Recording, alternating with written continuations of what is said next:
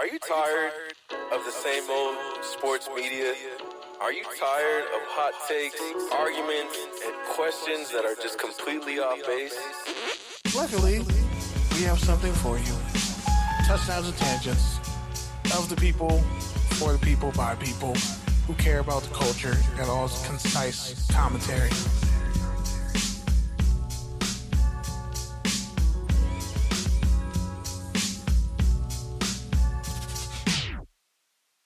What's up, good people? Touchdowns and tangents. PD Camarillo here in the house. To the left, across the way, it's Kenneth Frank Jamesberry. What's up, man? What's up? Feels good to be back from Indiana. Yeah, man. Welcome back. Made some jet lag, but feel good. Got a loaded show tonight. We're a day late, but mainly because Kenny was doing his thing at Media Day. So we're gonna get to those clips in a bit. But with that, I mean, I think there's some stuff that we gotta talk about, Kenny. Yeah, shout out to Delta for not canceling my flight, but moving my gate. And I didn't fucking find out till like 20 minutes before my flight was supposed to leave. I wasn't paying attention, but whatever. Let's talk about it. All right, man. Well, first up on the agenda this week, some people got paid. Jordan Love, he agreed to a 4-year extension for $220 million. That includes a $75 million signing bonus. In addition to that, also today, we had Tua Tagovailoa, Dolphins QB. He signed a 4-year, $212 million extension with $167 million guaranteed and another $55 million in incentives for a max total of $221 million. What's on those, Kenny? Tua in a perfect spot. Jordan Love, even better spot. They can really grow this offense through him and around him. Definitely gives, Lasor more time. They already locked up the defense, and the defense is growing. They got young pieces in the right places. Packers are very well set off, almost like the Texans. A young QB, flourishing. So, that's fantastic, but I think the real winner in all this is Dak Prescott because he's definitely getting a $60 million a year contract. If Tua can get $55 million a year, Dak is saying, give me 4 years, $240 million, or just give me 3 years, $180 million fully guaranteed. I need $60 million a year because I've definitely been in more playoff games and done more than Tua. I mean, he has to at this point, right? 3 years, $180 million. 300, 200 million, 180 million guaranteed. And if we win the Super Bowl, I get an extra 20 million. Old hard cash. Cashish. In other news, the Patriots, they agreed to a 3-year deal with Jabril Peppers. It's worth up to $30 million. I think only like 15 of that is guaranteed, something like that. But a solid signing for him. He finally gets more reassurance than just a year or two. He's kind of been playing on year-to-year basis, so good for him. He finally found a place where he kind of fits. Seahawks signed Julian Love to a 3-year, $36 million contract extension. I think that's also good because I think the past few years we've seen the safety market kind of be underwhelming. So the fact that these guys who aren't necessarily Pro Bowlers but solid starters got decent money, I think that's good news for all safeties, right? Yeah, plus he had 73 tackles and 4 picks last year. A guy who was a corner in high school converted. Yeah, for sure. And I think it worked out very well for him. All right, cool. Well, I'm going to add some of the injury stuff here because I don't know why you put on take or tangent. How are you going to have a take or a tangent on that? Because it season ending injury. It impacts a lot of things. I guess. How are you going to have a take on someone's injury? Well, it's more like, okay, this person's injured. Like, do you have a take on how this team is going to replace them? Do you have a tangent on it? I guess you're kind of reaching, but yeah. All right, I guess we can do it. It's not a touchdown or a turnover. That's the thing. So well, yeah, it's definitely not a touchdown or turnover, but yeah. So it's like, This is a talk. This could be a It talking should be point. in the news part of the show, which is let's talk about it. And the contract stuff should have been in Take or Tangent. Nah, those are quarterbacks. Quarterback news always headlines. Nah, this ain't NFL Network, bro. I'm telling you, NFL Network and every other media outlet has been leading with quarterback news. Yeah, exactly. That's why we don't do that. That's why we exist, Kenny, because we don't do what mainstream outlets do. You. Do you not remember the manifesto that you created? Yes, I remember it. Yeah, because it seems like you don't. It's crazy. That's disrespectful. That's you're saying it's disrespectful. You saying I changed? You're saying it's disrespectful. It's disrespectful to yourself. You should feel disrespected to your past self. That's who should feel disrespected. My past self would be proud of my growth. I'm not saying it would be proud of your growth, but also, like, you really need to just let me change some of these positions for you on for this team because I got a national championship, bro. That's cool, but like I understand, like you should probably move some of these linebackers to DN. I'm just saying. Well, at this point, yeah, because I lost literally all my DNs. You're gonna have to run a 3-3-5. You're gonna have to run all my DNs were safeties. I mean, all my DNs were seniors. Hell, Simpson should be your middle linebacker. Honestly, nah, the other dude's nice. He's good too. They play well together. Well, I guess I'd run a 3-3-5. You redshirted him? I didn't. You should have redshirted him. He can go play outside linebacker. Actually, no. This is not what we're doing, Kenny. I'm doing this during the show purposely so that you wouldn't comment on it while I was doing it. You know I'm going to comment on it, though. No, I don't need your commentary on it. I'm just saying, like... This is your segment. It's college football. Oh, now we're doing college football? We've been doing college football. You started talking about injuries, and I was like, all right. You said I couldn't do the news part of the show in the news part of the show. You said I needed to put it in Take or Tangent. Yes, because I want to go on a tangent about it. Okay, well, you better have a fucking juicy-ass tangent about it. Yes, I have behind-the-scenes news. All right, go ahead. All right. College football news. Yes, indeed. So I was at Big Ten Media Day the past week in Indianapolis, Indiana. Beautiful stadium. Downtown Indiana is lit. I ain't going to hold you. Low-key is more lit than the Beverly Center. Like, they really understand the concept. The only thing that threw me is they don't sell, like, kegs or whatever on Sundays. And, like, the brewery I went to, that was a real brewery. Like, that was a real brewery. Not like the LA breweries were really, hey, we're in an industrial building. Let's just sell liquor, food, and good vibes. Like, no. Kenny, you don't even go to breweries like that. Again, refer to my text message that I sent you when you sent me this. I don't care. That's like me going to one black barbershop and in the middle of fucking Austin, Texas, and being like, yeah, this is the best black barbershop. I mean, that it could be, though. They know how to cut hair in Texas. I'm just saying. That actually is a very... cultural I'm just saying, Indiana opened my eyes to a lot of new things. And I was like, you know what? Maybe I judged you too harshly. White people. No, I've never apologized to white people. The fuck? You know who I am, bitch? Well, you said maybe I judged you too quick. That's what I was saying. There are black people who so live you in referring Indiana to white too, people? bro. There's a lot of black people that live in Indiana. Now you say that. No, like, I've always known that.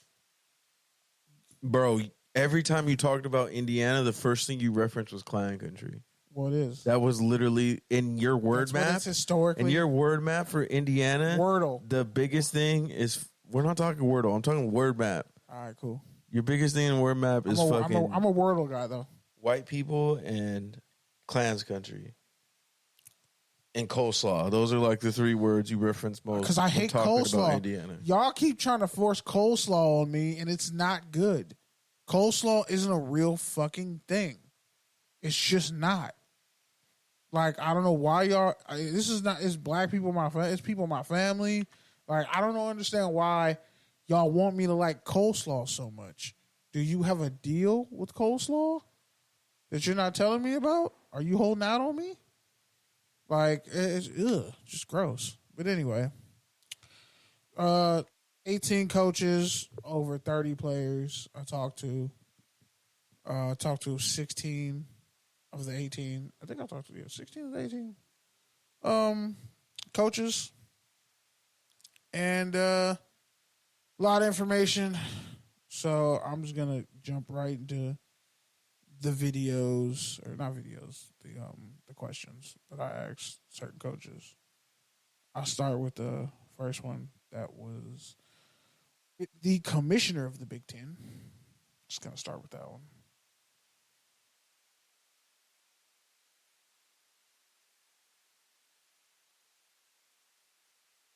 I will say this though, when it comes down to just when it comes down to the Big Ten and them being and understanding like how far ahead of the game they are.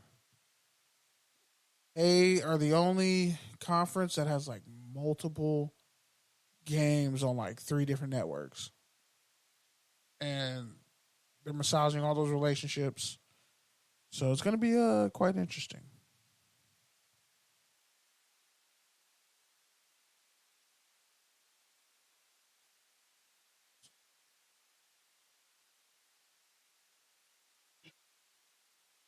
Well, Media Day and Mountain West Media Day, both commissioners talked about how they wanted to have a bigger imprint, a bigger footprint in Vegas and Los Angeles, not just with games, but mostly like a lot of flagship events. So obviously, you just talked about how Big Ten championship is going to stay here for the next 4 years. What's the plan, if any, in regards to having more events on the West Coast, LA and Vegas in particular? Great, thank you. So what I'll say is, given the footprint of the conference, the cities that are now Big Ten champions is clearly expanded. And I think it's, we're really comfortable with the decision to stay in football here in Indianapolis for the next 4 seasons. We think it's the right thing to do. Having said that, I think you're going to see us begin to expand. I think it's really important to make sure that markets around the country get to experience Big Ten championships.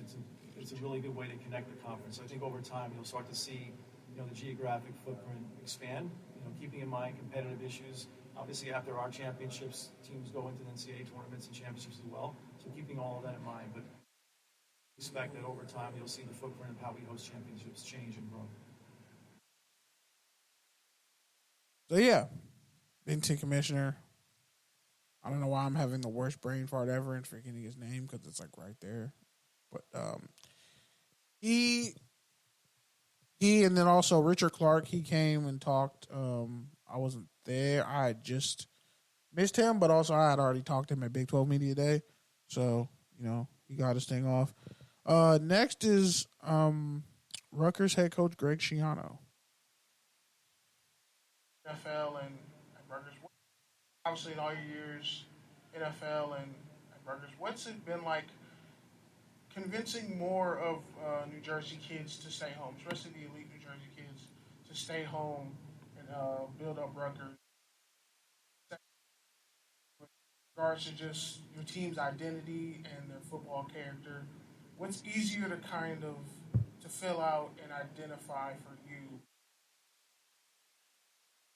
First off, and retaining the best players in our backyard, New Jersey and New York, is critical to our success. But it's not just New Jersey or New York players. It's the right New Jersey or New York players. And quite honestly, I don't put a lot of stock. It's no disrespect to anybody, but the rankings and all that stuff don't mean a heck of a lot to me. We had a player by the name of Max Melton. When I came to Rutgers in 19, Max was the 22nd rated player in the state of New Jersey. Well, fast forward 4 years, he was the 43rd rated player in the world, right? He got drafted 43rd in the NFL draft. So how much those rankings mean, I'm not so sure. But I do know this: if you get the right players, the guys that are made of the right stuff, they're a cultural fit, and they have the ability. We wouldn't be talking to them if they didn't have the ability. But once you do, you find those guys that have the ability. The hard part is figuring out, are they going to be a cultural fit? And finding them in our backyard is critical. So that's something that has been going well. It's hugely critical, but something that I'm excited about. And the second part of your question, who are we as a football team? I think it goes right back to our culture: family, trust, job, right? And it doesn't vary. It's not a saying we put on the wall. It's not a shirt. It's how we try to live. And I think it's the greatest tool that I can send a young man into the real world with. Family, forget about me. I love you. Right? We believe love is sacrifice, the ability to sacrifice for others with no expectation of something in return. Not a lot of that going on these days, right? To do that for your teammates and for your coaches, that's special, right? trust, 100% honesty, and doing what you're supposed to do when you're supposed to do it. Right? Easy to say, really hard to do. And then chop what I mentioned, the ability to stay in the present moment and focus on exactly that which you have to do. And don't let those thieves get you. The past and the future, they get you off your mark. And we work really hard in teaching that. So when we say FTC, that's more than something we put on our helmet or something we put on a wristband. It's a way that we try to live life and equip these guys to go out into the real world and be able to be great husbands, great fathers, and productive members of society. So if that, what is our team? It's that FTC. Hey. Gianno's been around for a very long time. In the NFL, went to Rutgers, came back, you built him up. One of the elder statesmen, just so, he has Rutgers going in the right corner. They won their bowl game last year. Next up is UCLA head coach Deshaun Foster. Everybody was giving him shit about his opening press conference, man. He was just so excited. You could tell it's like when you're a kid on the first day of school and you're so excited and you just have a brain fart. And you want people, you're looking at people with a passion and excitement and they're not giving you anything back, but they're not giving you anything back because they're letting you speak. And then you kind of get caught up in your own head. So it's sad that part went viral and not everything else he said. Because he said a lot and was very insightful. And I'm going to play it now.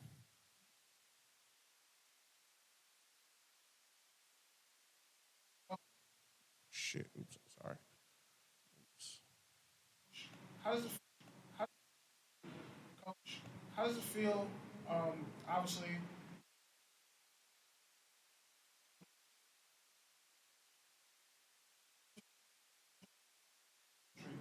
how does that feel? Pulling down that legacy, and how do you feel this team has kind of forged its identity under you? Since that bowl game win and everything.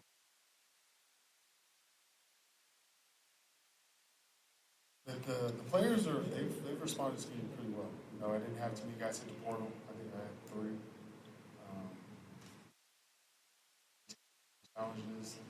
They're doing what you would want players to do. With the first time head coach.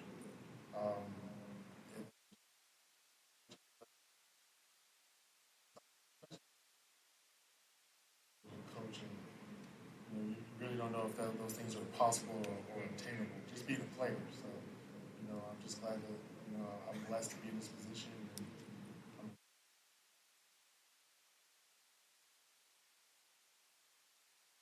All right. Next up, got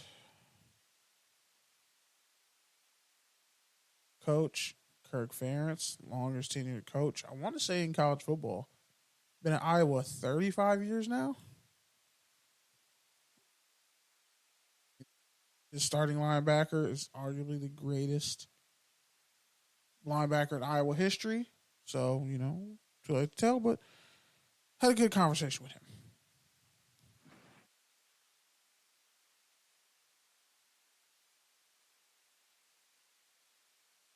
Greetings. Coach. I'll let you guys fire away. Yeah. Coach, and when you have a guy like Kittle come back and even Big E from the WWE come in, all these personalities, once football players, now legends in their own right, how does it feel for you, in all your years of coaching, to see that those guys come back? And now the WWE has NIL opportunities. So not only do they come back with resources. Yeah, that's one of the unintended consequences of me being somewhere for a while. And so I've been there, this will be my 35th year now since 1981. So I know a lot of guys that have come through the program. And, I tried to explain that to our players. Just to give you a quick, for instance, George was in town back during spring practice. It was a Tuesday morning. He's sitting there at 6:45 in a special teams meeting. And 2 days later, Dallas Clark sitting in the same room, same meeting. So 2 guys that are just, top shelf players. Saw Big E. Last time I saw him was in the Hy-Vee parking lot getting a cup of coffee. And he was getting in the car. He's back seeing one of his friends from his time in Iowa City. But, yeah, that's the fun part about it, is to see what these guys grow into. And some of them playing pro football. Big E didn't. He found fame in a different probably, you could argue, a bigger arena. And, but, for all of them to go on and just start their adult lives, whether they get married or not, raise family, whatever, but just see them be adults, it's a fun part about the job.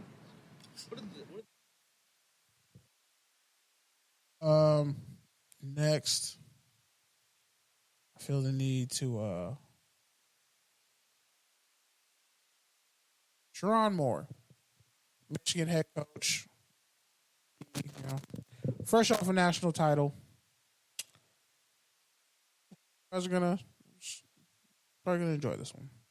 Title season, fresh off a national title season. Pretty much, it's all your staff now. In regards to just how you approached developing your coaches, picking your coaches, how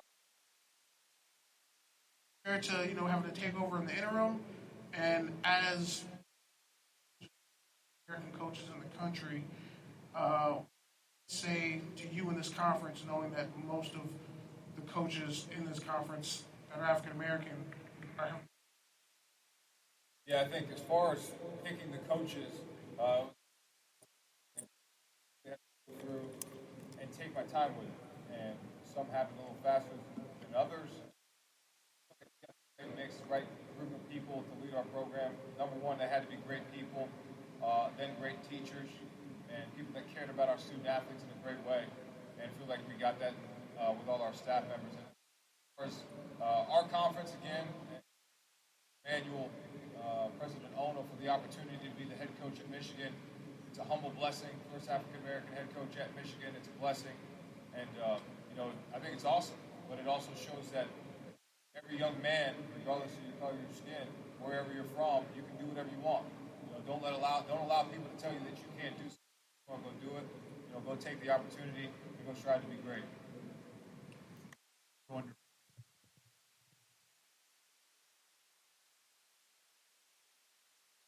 That was a very impassioned speeches to start.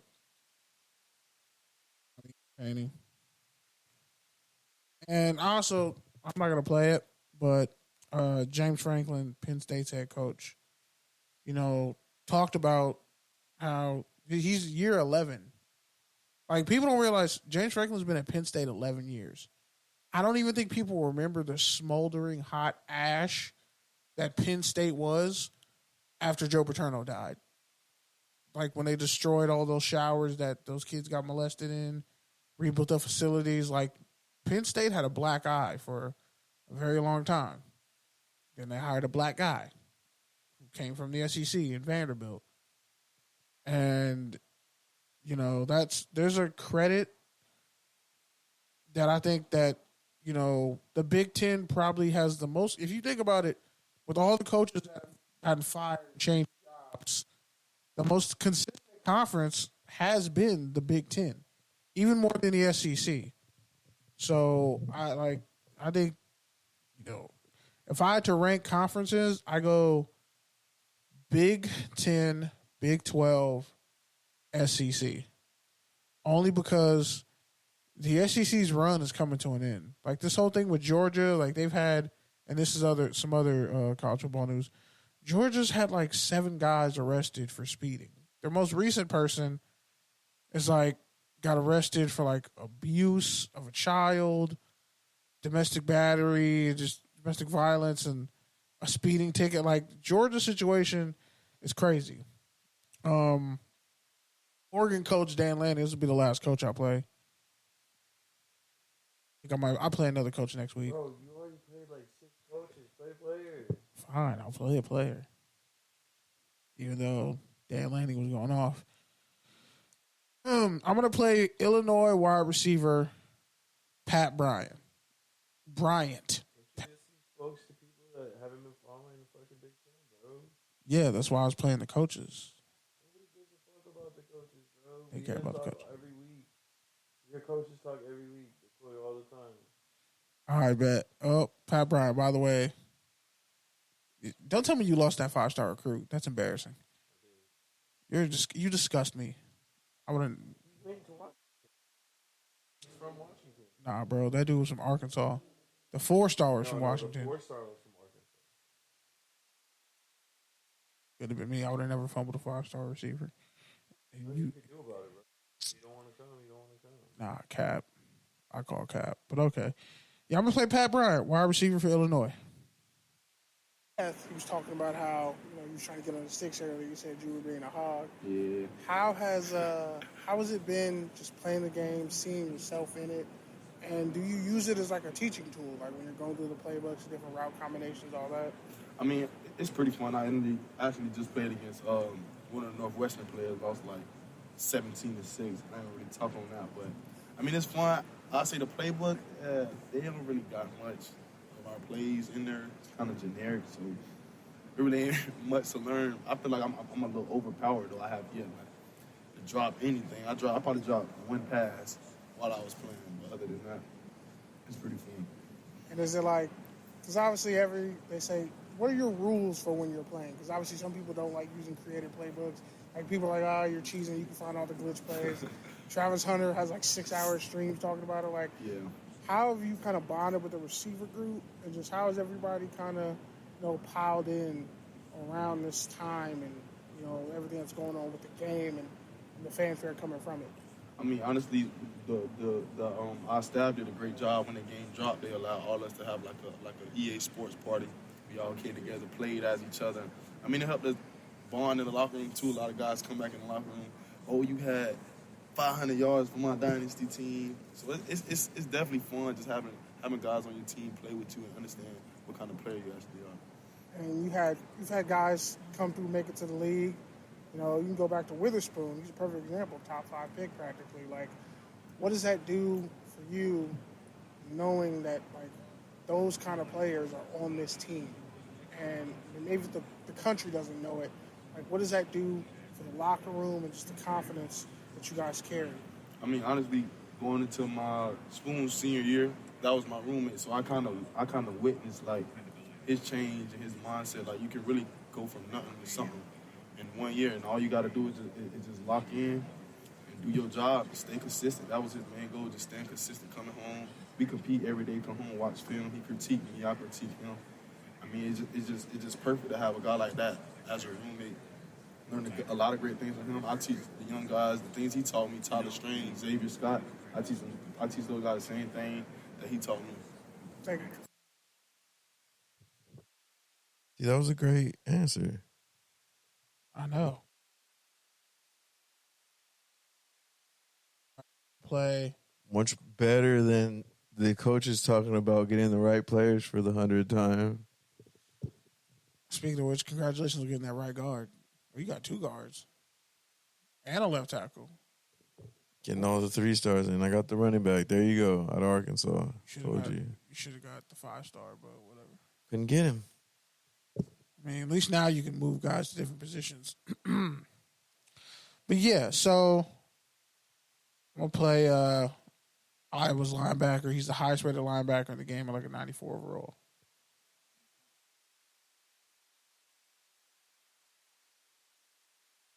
Does it feel kind of being potentially the greatest linebacker in Iowa history, but being next up in that lineage? Yeah, we definitely got a long list of great linebackers. I just so happened to be fortunate to learn under Jack Campbell. I think what he did was really special, and what he's going to do in the next level is really special as well. And then Coach Hodge, I mean, Abdul Hodge, he's in the facility. I get to see him every day. There's some guys on the all-time list: Josie Jewell, Chad Greenway, Pat Engel. There's so many dudes that it'd be an honor to sit up in that list with them. The fact that I'm in the conversation, I think that's pretty cool. Have you had a chance to pick Kittle's brain? Obviously, being a tight end, he's pretty much designed to destroy the linebacker. Right? Yeah, he does pretty good at it. At the next level.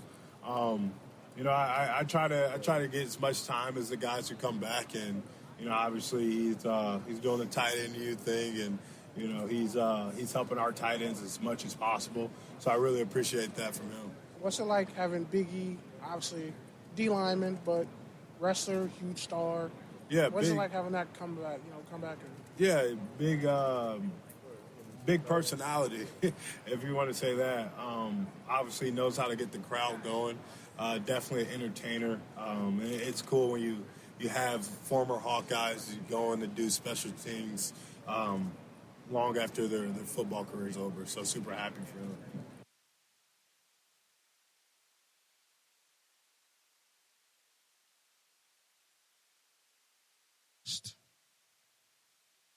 Got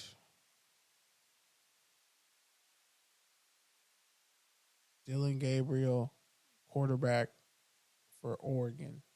His dad played Oregon. He's technically a legacy, and he's wearing number 8, the legendary number 8. You know that Marcus Mariota made famous. The biggest thing that you've worked on and improved on from UCF to Oklahoma till now? Yeah, I think you just continue to gain confidence and experience and learn and grow throughout that process. Ups, downs, adversity. I've kind of seen almost all of it. But, I think I just have grown and gotten better from each experience and taken the next step, whether it's physically, mentally, emotionally, and then, of course, in a leadership role or as I get older, continue to grow in that area of my life, I think is probably just as important. I'm realizing, being able to get people to, be influenced by you and play at a high level as well and getting people to be the best version of themselves. So to kind of wrap it all up, I think every area is continue to take, steps and be really good at what you pride yourself on. It's kind of crazy to think how they've just had 3 NFL QBs back to back to back. Almost as crazy as my back end having literally no speed. Bro, I'll just help you because that's literally have no speed. Bro, I'll help you. That's crazy. Literally have no speed. You have to run a 3.35. You have to run a 3.35. That's crazy. My linebackers are almost as fast as my safeties and corners. I literally have linebackers with 83 speed and corners with 87 speed. You got to move some of your corner. You might have to move that weak ass receiver to safety or corner. I'm gonna play tight end Terrence Ferguson for Oregon. He could have gone to the NFL last year. He didn't have to come back, but he did. Oh wait, so you did get Sorensen? I did, yeah. Oh, never mind. You straight. Only 5-star I got. You straight. I got 2 6-5. Don't make any rash decisions just yet, though. I saw some holes in your roster. But all right, yeah, I'm gonna play Terrence Ferguson. And then the last one I'll play Miller Moss, USC's QB. That'll be the last one. Can't play everything, guys. I would, but producer Pete says that's not a good idea. That's what touchdowns and tangents anchors for, right? OT. TDT OT's for. Yeah. I give and I give and I give. And sometimes I have to pull back. Played with a lot of great quarterbacks. You go from Bo to Dylan. What's that been like? I would say I'm blessed, man. Not many people can say they played with 2 great quarterbacks like that. Even 3, Anthony Brown, my freshman year, was playing in the NFL. And to be able to say you're playing with that many guys, it makes it easy on you when they know the game, they're veterans, they know how to play the game of football. 2 more questions, guys. All good. And they're just making the game easy for you as a tight end. So I've been blessed, man. It's just surreal to have guys like Bo and then Dylan and Anthony as well to be able to play with. Should I take that back? I got to play the Jonah Coleman one. I play Miller next week with Lincoln Riley since I'm going to USC's Media Day next week. But I got to play Jonah Coleman. Arizona running back, Stockton native. This just has to be done, for the culture.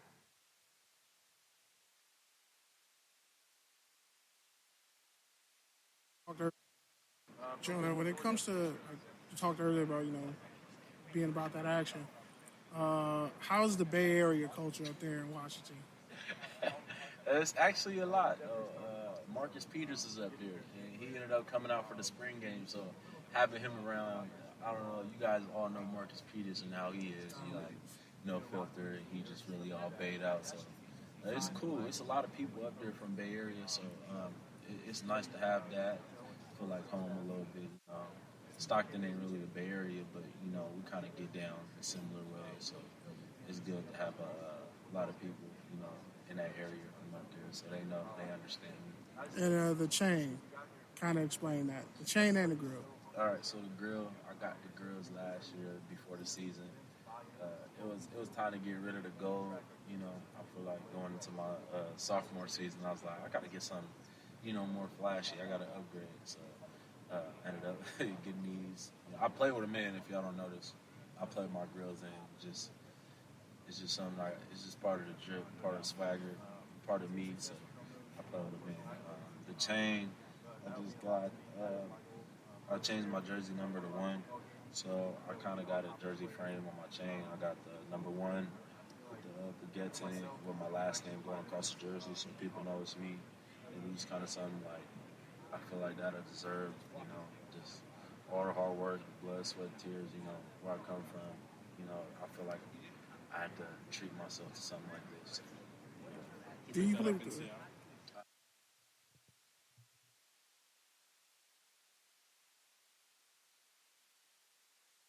Play this next one because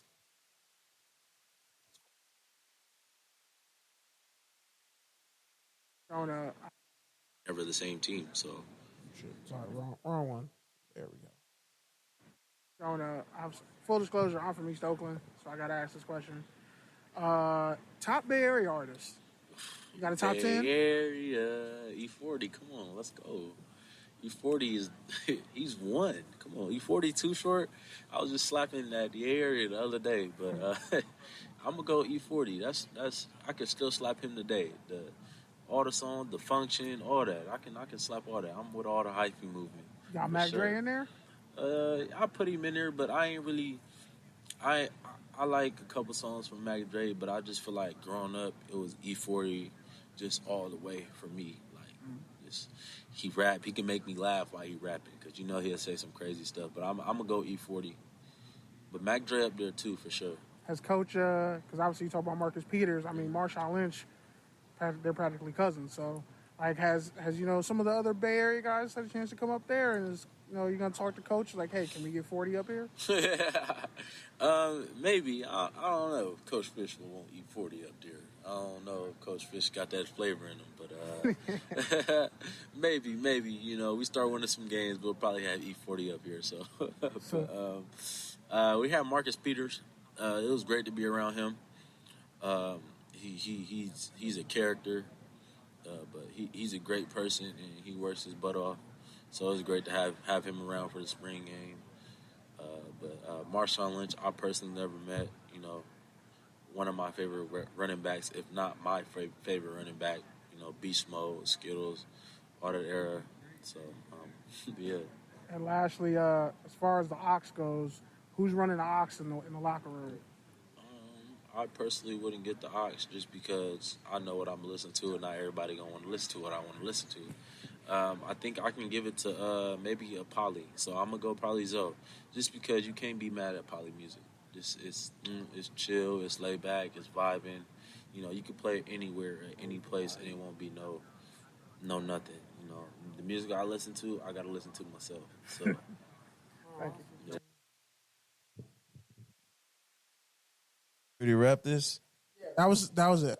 Again, I got more, but you'll be able to catch all the rest of it on my socials, Touchdowns and Tangents socials, and Touchdowns and Tangents Overtime. So, hope y'all enjoyed that. Jonah Coleman was one of the 16 players that came from Arizona to Washington. So, great young player. I think he's like an 87 overall in the video game. All right, well, we're going to speed through these next couple rounds. Yeah, bro, I would cut so many of those tight ends or move them to DN or linebacker, middle linebacker. I don't need them. I got a bunch of 70 people in my Bro, you front don't seven. need 8 tight ends. I'm going to cut all 3 of those seniors. All 3 of those seniors are gone. No, you can't cut seniors. That's disrespectful. You don't cut That 57 senior, he's getting cut, bro. The 63s, he's getting cut. Can he do anything else? No, I don't need any more mid defensive players. I have plenty of mid defensive players. I don't have any good ones. Yeah, you can cut a lot of those guys. Anyways, moving on. Take her tangent. Rams cornerback Derion Kendrick tears his ACL. Huge blow for a guy who had a really rough kind of in his college career. In the pre-draft phase, because he got hurt at the Senior Bowl too. And then you factor in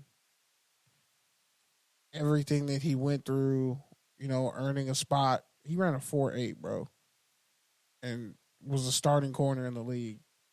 And now he gets hurt, and you don't know if he's gonna get his job back. By the way, you should really move like two of those strong safeties to outside linebacker. They're slow as shit. Yeah, that's just very unfortunate and sad to see him get hurt like that. But ironically, I think it's going to make somebody else a big star now on this Rams defense. Somebody in that Rams defensive back room is going to be a star. And, one man's loss is another man's game, unfortunately. I feel like that's really kind of been the story for the Rams the past couple of years, and somehow they've still continued to find corners out the rough. So I think they'll be fine. Who knows? I mean, we all know they have no problem making trades. That is true. Yeah, you're really going to have to run a 3-3-5 next season because the safety group is softer than melted peanut butter. Your corner's got potential. You probably could have moved Cameron Bates to running back, honestly, but yeah. All right, so moving on. Lions kicker Michael Bagley's out for the season with a significant injury. Take her tangent. That's a huge blow because he went like 13 for 15 for them. Down the stretch to the end of the season, he was like a huge get for the Lions. Now they don't really have a kicker. They got like an XFL kicker or US, whatever it's called now. So it's going to be very interesting to see. Because Bagley was very automatic, under 40 yards. So I don't know how this offense changes now. Do they win those close games? Can they find a kicker? Who knows? Fantasy-wise, people should be paying attention to this, though. It's going to be a huge problem for the Lions offense. Well, especially because the Lions offense scored a lot. And their defense also scored a lot with turnovers and sacks. So it's definitely something to consider once defensives start coming off the board. Yeah, man. And also that everyone was like, oh, this Hulk Hogan Detroit thing was cool. But nah, that shit was cringe. I don't care what you say. Pretty sure that was in fair. Well, we can delete it then. That's perfect. Since we're gonna go in on it, yeah, it's kind of sus, Dan Campbell. Like, I don't know why you would have the biggest liar in recorded history. You not like us. I was giving you a chance, Dan Campbell. Believed in you, Dan Campbell. You brought in Hulk, Terry fucking Bollea, a dude who's lied like his whole life. Said he was going to be a fucking guitarist in a couple of metal groups. Like, come on, bro. That's not even somebody of high moral character. And he already came out and said a bunch of racist shit. Wrestlers hate him.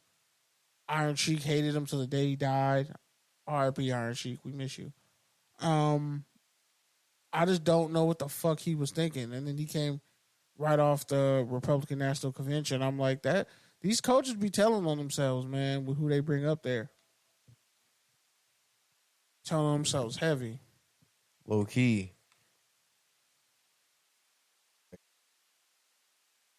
Broncos receiver restructures his contract. I don't even know who that was. Cortland Sutton. I don't know why I forgot. In my head, I knew it was I thought he was looking for a new deal. His deal changed so he could be getting like $15.2 million this year. But he still got a raise. That's what you're saying. They just made some edits. They restructured it. Only like a $1.5 million difference.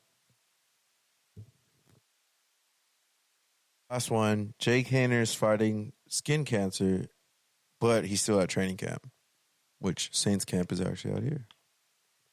The crazy thing is, like, he's still the number 2 QB behind Derek Carr, and he's fighting off skin cancer. that's some heavy shit, man. Like that's a battle you hope somebody wins every time. Cause fuck cancer. And this is a guy who really worked hard. Fresno State, Senior Bowl, all that. Like he earned a spot. So good luck to him.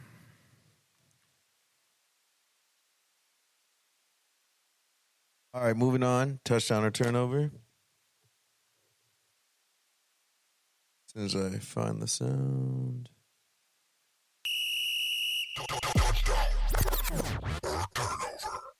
All right, first up, Hassan Reddick is not reporting to training camp without a new contract. Touchdown or turnover? That's a touchdown. I wouldn't play a fucking snap until I get paid my money. I mean, he's been trying to get a long-term deal for like 4 years, so I don't blame him. Like, you can't keep playing with people's faces like that. Especially, I mean, now he's a much more polished player, but I mean, what really makes him elite is his athleticism, so he needs to get his bag well. He's still in his prime. Exactly. All right. Lamar Jackson missed more time at training camp with illness. Touchdown or turnover?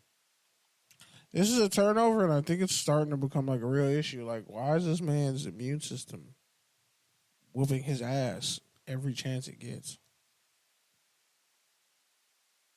Are you okay, Lamar? Like, what's up with the training staff down there? Like, I know this man from Florida, but this man gets sicker than my nephew did his first year of life. I'm just going to say it's a turnover because every year the Ravens' narrative is always about the receivers. And so it would just be nice for him to get a full camp in and really iron out all those kinks and just be like at full strength, full stride at the beginning of the year. Titans signed Shane Ray. Touchdown or turnover? Wasn't he like in the UFO? How the fuck is Shane Ray still around? I know, it's crazy, huh? I almost didn't even want to put this as, but I was like, how is he still around? I'm impressed, but how is he still around? Like, holy shit. And not like in a Baca. Damn, Cam. Oh, see, damn, look. bro, his speed went up. Okay. You're welcome. Okay, bro. You're welcome. Fuck yeah, I needed that so bad. You're welcome, Holy bro. shit. You're welcome, bro. What do you mean? I was already recruiting him. I told you to put. I had already been corner. recruiting him. I had taken my money out because he had verbally committed and then he decommitted. And so No, Cameron Bates is on the roster as a freshman. He was already on the roster. I told you to move him to corner. From what? He was at receiver. Oh, yeah, he was. Yeah, I told you. But he was like a 71 when I moved him to corner at first. No, he was like a 75 at receiver. No, but when I moved him to corner at first, he was like a 69. Because he has all the ball skills and the speed. And now look at him. Now he's probably going to be Yeah, he went from 7th receiver to second corner. Fastest player. I'm just saying you should have moved like 2 of those safeties to outside linebacker. I don't need speed. Look at my linebackers, bro. My linebackers are my strongest position. 77 is slow as fuck. That's not slow as fuck. That's my run stuffer, bro. I don't need it. I need a fast run stuffer. He's an 83 overall, bro. He was a borderline All-American. No. Notarini is fine. I talked to Spencer Danielson. You don't know what the fuck you're talking about. His backup is a I don't care about that, bro. All right, you don't care when he's got 77 speed. He's got the same speed, same acceleration. Move him to DN, buddy. 87 tackling. You better run a 3-4. You better I'm not running a fucking 3-4, bro. Stop trying to micromanage me, bro. I run a fucking championship. Play your road to glory and shut the fuck up. You have one good D tackle, bro. I know. That's the problem. You have one good D tackle, which means you have to run a 3-4. No, I don't. I'll move an end inside. You still switch positions? Yes. God damn, this game is different. Usually after signing day and you like do off-season training, you can't switch positions during the season. That's really cool, actually. I didn't know that function existed. I take back what I said now. Andrew Simpson not getting better is kind of wild, though. He did get better. Oh, is that just like, oh, okay. He got better from like, he was like a 81. So he became 83? That's not really much. Even though he was a freshman All-American. But yeah. Yeah. Well, But yeah, I think we answered that question about Shane Ray. I don't know how the fuck he's still. Wait, Your how is he not linebackers starting? are loaded. How is he not starting? Who not starting? Simpson. Because that's how you did it. Damn, I told you you should have moved. You could have moved Simpson to DN. My linebackers are loaded. I don't need him at DN. I got DNs. You got DN. I got linebackers. I just got a front seven. Buddy got 90 strength and he a DN. Free technique. And one of the linebackers about to move to end. You're reverse mansplaining. You're reverse football explaining me. No, I'm not. Nobody's asking. You're literally doing the definition of mansplaining because nobody asked you for input or anything, and you consistently give it, and you're consistently telling me shit that I've already either done or am thinking about. Bro, I kind of helped you in that national championship game, but okay. You did not help me in the national championship at all. I didn't listen to one thing you fucking said. You ran cover 4 the whole second half. You're a fucking liar. No, I didn't. I ran cover 3 a lot, actually. You ran cover 3 with a cover 4 look. I ran cover 3, cover 4, cover 2. I was running cover 2 man. I ran everything, bro. So you were still running out of bounds when you should have been running out the clock. That was funny. Exactly. I was going. If anything, I was going against your coaching deliberately. Yeah, you almost lost because you didn't want to listen to me. Yeah, because I literally didn't want to listen to you, and you kept fucking. That's the sharing funny part. Advice. I just wanted to see how dark you were willing to take this. All right, man. So fair or fade. The you in NCAA football. The Raiders and Mahomes beef continues. Raiders rookie was seen holding a Mahomes Kermit puppet. Not a fade, bro. So fair or fade? It's a fade. I mean, they're gonna whoop the shit out of the Raiders next season. It's gonna be bad. Beat you to the point where they're like, do you want me to keep hitting you? And you're just going to say yes. Like, it's going to be bad. They just really shouldn't be talking all that shit, and they haven't done anything. It's my take. It's not a take, man. Yeah, I'm going to say it's a fade, too, because they beat him, like, once in, like, beat him on Christmas and didn't make the playoffs. Think about that. Crazy. I don't know why this is unfair or fade, but Kenyon Drake retires. No, it was a package thing. Kenyon Drake retired, and Michael Gallup, 2 former Raiders. One got hurt and just said, "Fuck it, I'm retiring," and the other, who had a legendary run with the Dolphins and got paid, legendary career at Alabama. Like, they won. Like, if it was a fight and we're judging it, Kenyon Drake won. He won his fade. Michael Gallup, not so much. So that's quite interesting and kind of crazy when you think about it. Yeah, I'm gonna say it. I think it's just funny because nobody expected Gallup to retire, and he was just on the pup retired list, and then he was just like, "Yeah, I'm retiring." I mean, I thought he would have been a nice compliment just because he's a little bit different style of receiver than what they already had. But realistically, I mean, he didn't really have much left in the tank, and realistically, he was just kind of a luxury have. But yeah, man. As far as Drake, I mean, I was never really a big Kenyon Drake fan. When him and Josh Jacobs were glazing each other over the Bama reunion, I was not buying it. But yeah, man, that's pretty much it. We can get to the rants, but one thing we did omit was shout out to Kenny Clark. He got an extension. Oh yeah, $64 million, 3-year extension, $30 million this year. Shout out to UCLA. I think he's from the IE too, right? Yeah, I love seeing big dudes get paid. Yeah, so in the rants, especially from the Packers, because we all know the Packers don't be paying nobody. Yeah, but I mean, they paid. Not paying Devontae and Aaron Rodgers. They literally set their franchise up for the next 7 years. For sure. So yeah, They did what had to be done. Yep, to cut straight. Damn, even that redshirt sophomore could go to D tackle. He's actually perfect at D tackle. 85 strength. Damn, crazy work. 80 agility. I can't change their position, I guess. Or I guess I could just move it on the depth chart. It's fine. Yeah, I had a very spiritually awakening and just kind of amazing week out in Indiana. Like, to be validated in your career by not only your peers but like also other people in PR who see you and like take their time to acknowledge you and just say great job, like that means a lot to me because like for me, like I didn't grow up with money, so certain shit just doesn't impress me. Like I had my basic needs taken care of.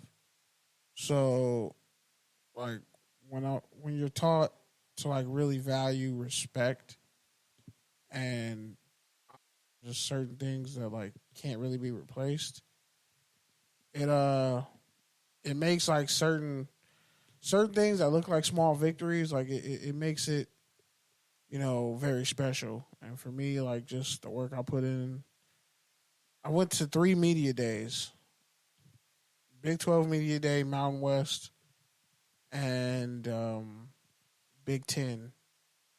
I'm essentially covering the 3 biggest conferences or 2 biggest conferences in college football, in addition to USC football, in addition to the Mountain West, in addition to I still got a couple high school interviews I'm working on, and I'm working on a junior college interview too. I'm gonna get it lined up with a certain coach at a certain junior college, and I think y'all really gonna like that episode because I'm excited for it.